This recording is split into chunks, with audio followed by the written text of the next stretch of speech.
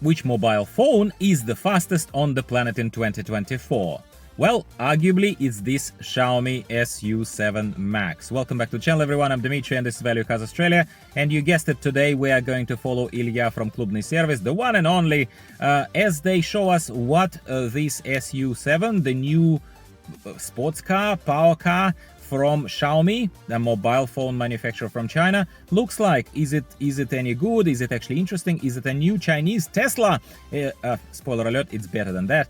And yeah, he will also take us on a test drive. He's not just going to show us the interior and the outside. He will give us a few interesting facts about the car, which are interesting in themselves, in my humble opinion. But he will also take us on for a spin around Moscow roads, which is going to be interesting for you as well, I think. So if this is your cup of tea, if you like these kind of videos, even if it's not disassembly, but just a quick review from them of the car that you and I probably will never own, then this is your time to give the video a quick like and leave a comment below in case you have something to say about this car. Maybe you have driven one, maybe you're dreaming of one, maybe this inspired you to buy an electric vehicle. Anything that comes to mind, as long as you're not a troll, I will respond. So enjoy this little review. While the companies stick to what they know best, such as making TVs, for example, or fridges, or mobile phones, everything is good in the world and we feel that things are in the right place, so to speak, don't we? But recently we see more and more examples of these companies expanding into the areas that are not their native areas, such as Huawei, phone manufacturer, or in this case Xiaomi. They are trying auto manufacturing. How does this happen? Well, obviously a company with a ton of cash but zero IP in automaking won't just make a car, hopefully not anyway, right? But they usually partner up with another company. So in this case, Xiaomi did strike a deal with another rather well-known Chinese company, Bike, to come up with this fruit of love and labor that combines the IP and the massive monetary investment from both sides, hopefully to result in an even more massive return on investment. Well, let's see how they've done this Xiaomi SU7 Max, where Max stands for, and as in any phone manufacturing, tells us that this is the biggest and the bestest top model of whatever it is that we're looking at. Ilya offers us a very quick disclaimer and a reminder to those who don't know his content too much that he is a rather well-known basher, not to say flat-out hater, of China-made cars. He's not a hater. Historically, they disappointed him because he disassembles them. He looks at Toyotas, he looks at also what comes out of China, and on average he sees a lot of kind of lost quality and the corners being cut in manufacturing of those cars. That's what kind of created this demeanor for him. With this being said, Ilya admits that when he saw the press release, numerous pictures, previews of this Xiaomi SU7 all over the social media when it was announced, his heart skipped a bit apparently, and he thought that it's a very, very pretty car, no matter how skeptical one chooses to be about it. Xiaomi succeeded in giving this car the right kind of exterior that combines the lines of and overall feel of something really, really expensive and cool, like a mix of Jaguar with Mercedes with some other sporty car brands. Manufacturer apparently says that this dual electric motor vehicle takes only 2.8 seconds to accelerate from 0 to 100 kilometers an hour, which Ilya also put to a rather crude and unscientific test on the road a little later in the video if you will stick around long enough to see it. Or fast forward, if your attention span challenged, I don't judge, that's why I give you chapters. Looking from the back, this once again looks rather amazing, like an amalgamation of a bunch of expensive brands, with a very strong incline towards Porsche in this case. When you see there is very much a phone-like boot opening method here with a button that he needs to press, Ilya at least swings back into his China product skepticism, saying that it's this is when you realize that it's not really Porsche but something actually China made, even though it still looks great. In China, apparently, if we believe Ilya here, the delivery waiting time for these cars is right now around 6 months, as SU7 costs about 40,000 American dollars. Very reasonable for such a sports car beauty in its top max spec. During the crazy times of Russian economy, in case you are interested, this car costs around 81 American dollars, 81,000 American dollars in Moscow today, which is a massive difference, I'm sure you would agree.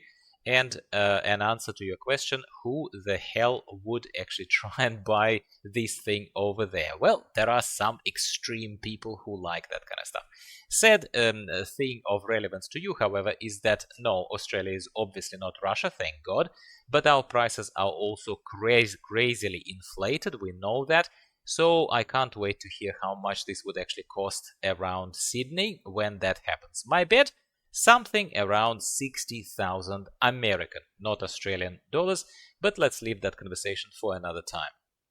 Even Ilya, with his often borderline unfair China-bashing angle, steps aside to let us behold the gorgeous profile of SU7, saying that yet again, this car is really, really pretty, and I very much agree, even though it is not my personal car style of choice.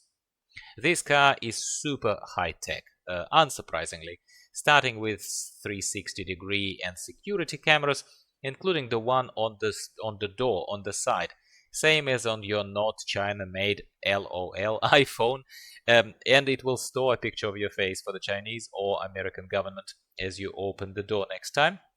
Inside the car we have the top of the range Alcantara, I think, leather trim, bold red colors and streamlined torpedo design, that whole dash panel, to make it even more so futuristic and expensive looking. Ilya says that some of it reminds him of Tesla Model 3. There is a lot more stuff, he says, in here than in Tesla overall when you look closer, because it looks a lot more expensively and richly made. But there are still plenty of cheaper plastic insets, for example in the steering wheel, plastic buttons, switches and rolling wheels that help adjust the tilt of the steering wheel, actually, that as will be shown a little bit later in the video if I edit this bit in. Ilya says that he thinks that a lot of here resembles actually Mercedes from the inside, as we see these bucket seats and some of the other design elements that some of our Merc driving viewers will surely recognize as cheaper replicas of their more expensive vehicles. They're there, my badge snobs. I still love you, and I'm glad that I could be all-inclusive to make you feel a bit better about your choices here as well. The goal of Xiaomi and Bike had to make this a relatively affordable, not to say cheap of course, vehicle that still fits into a sports and performance car category, and within that category it's definitely cheap. Majority of controls are hidden inside the central iPad-like infotainment system. Apparently it says that full charge should last you about 800 kilometers, which is doubtful straight away, and later Ilya tells us if this is true or not. There are lots of driving modes, unsurprisingly, switchable by rotating that little switch on the side of the steering wheel. For those of you familiar with other cars from other Chinese brands, there is a brand called Zeekr. Ilya says that the design approach of the electronic controls reminds him very much of that Zeekr, which we don't have in Australia just yet, so I cannot confirm or deny that fact. We will just have to translate it as is. All in all, everything, control of your seats, steering wheel, driving modes, virtually anything else imaginable is all controllable via this central, very generously sized screen. Just like our modern smartphones are doing it, right? From their screens, not many physical buttons they have these days. Fewer and fewer, I would say, with every passing phone generation. SU7 has a massive panoramic sunroof, you've already noticed it kind of on the shots, advanced autopilot, seat massage, spoiler extraction and angle adjustment controls, and once again, everything really imaginable, other than perhaps it won't make you a coffee, but oh well, I guess you can't have it all. Suspension is on this top of the range model is controllable electronically too, so the car can be actually lifted and lowered a little bit depending on your road conditions and driving preference, which is cool, but seeing it here from the side, I personally don't think that the difference is large enough to make a fuss about it, but it's available. 360-degree cameras are already mentioned, they are of very high quality from what we can see here in this view angle, but that's probably the least surprising thing for us. We kind of got to expect it, as even in very cheap cars, well, comparatively cheap cars, such as my GWM Haval H6, it already had amazing cameras, and for some reason, I have to say, Japanese vehicles, such as my Subaru Outback, for some unknown reason, still cannot compete with that. Don't ask me why, it's 2024, come on. There is a front storage box. I don't want to call it a boot, because naturally we expect boot to be at the back, but here it's in the front. It's an electric vehicle just like Tesla. I think we spoke enough about what I find like a bit boring stuff, all the features that we can expect from cars like these ones that come from China. Time to take this car for a spin on the Moscow roads. Don't expect a sports track, of course, where a proper speed test can be performed, but it will still be somewhat insightful. Give the video a like. If you're watching that far into the video, you're very special and I appreciate you. Ilya says that it's a definite head turner, as not many of these cars understandably are there on the Russian roads yet, and I can only imagine that the same picture is in Sydney. I don't even know if at the moment of recording of this video there are any of these cars in Sydney, and probably even fewer other models available on the roads, but that's a rant for another time. Ilya says that in the comfort driving mode, the car drives adequately. It doesn't rush into the corners, it kind of goes almost a bit slowly, kind of sort of like just with a bit of consideration, and we, I guess, can say it's comfortable. There are cameras and sensors in action, he sort of points out here at one point, showing the distance to another car in front of him, which is about 45 centimeters. That's definitely a very useful and informative option. Also, there is a very nifty and pretty looking accurate kind of radar showing silhouettes of the other vehicles on the road ahead. We've seen, I would dare say, cheaper and less accurate version of those silhouette-based radars in Chery Model 5, Tiggo 7 Pro, and even GWM Aura. Here, our host forgets that he is in a China vehicle and that he is generally a very, very harsh critic of those vehicles, and goes for a very brief moment into a fanboy mode for a few seconds. Couldn't help himself, evidently, saying that this is really completely futuristic feeling where everything is just powered up by these sensors. It senses the road automatically. Kind of reported to you in the form of all these plentiful visual signals and so on, and so forth. So he got excited, and I agree. It's hard not to get excited as a person with a heartbeat. Come on, Ilya, mate, just give in to it, embrace it, come to the dark side, and stop being stubborn, I say. Here he comments that the road is not amazing, but he will try the Sport Plus driving mode. He presses the accelerator pedal and tries to bolt ahead. We see the camera shaking a little bit. Ilya says it's very quick, definitely quick, undeniably quick, truly, but it doesn't feel to him like acceleration worthy of a mark of 2.8 seconds to 100. He says, of course, he has one extra person in the car, his operator, the guy filming him, and the road surface sucks as well, which is pretty clear that the car is not in the optimal sports performance kind of conditions to do those measurements. Ilya says that there is only one little problem, and put simply, it's the control that you feel over the car as the driver in this very, very rapid and aggressive acceleration mode. He talks relatively vaguely about the fact that he doesn't feel 100% of control of the vehicle's trajectory as he accelerates, and then later he elaborates, saying that as you speed up, you kinda almost feel that the front wheels become a bit lighter and the nose of this vehicle becomes a little bit more wobbly and sort of a little less in touch with the road, and it grips it a little bit less confidently, and that's probably the best way I can translate what he was talking about here.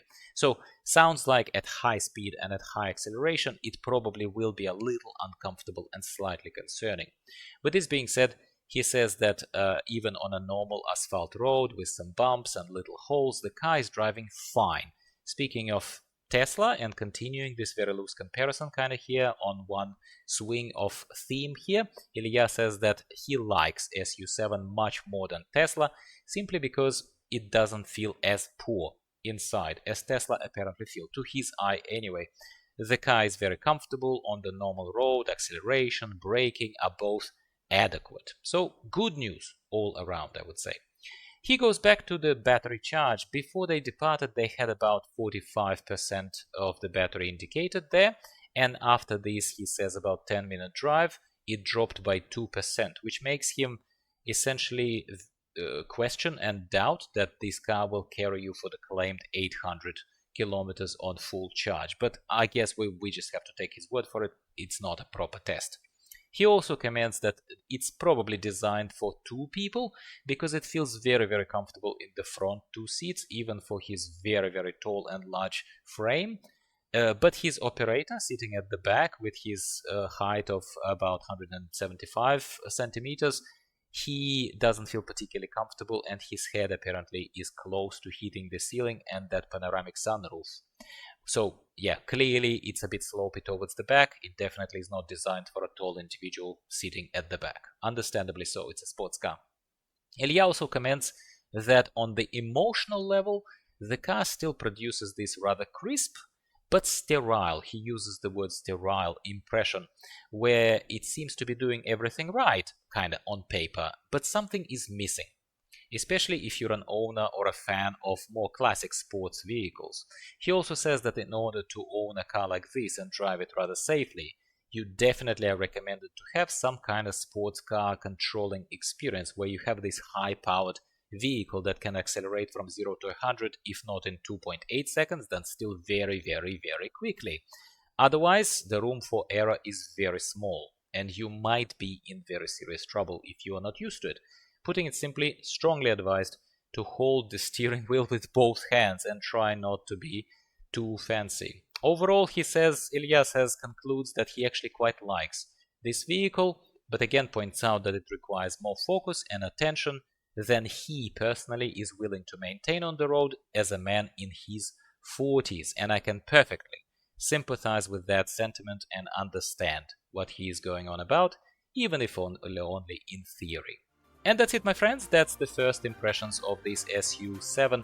I did not get a very clear impression whether or not they're planning to disassemble the vehicle there in Klubniy Servis. If yes, then of course I'm gonna bring you the disassembly video of this, especially if you express your interest, as always, by giving the video a like, talking to me in the comments down below. You know the drill. If you are voting for something, either with your likes or with your comments, obviously I pay attention to that and I bring more similar content to you. Thank you very much for tuning in. I hope you've enjoyed this video. Once again, like I said, give the video a like before you leave if you did enjoy it, and I'll talk to you next week about something else. Value cars in Australia and all over the world related. Goodbye for now.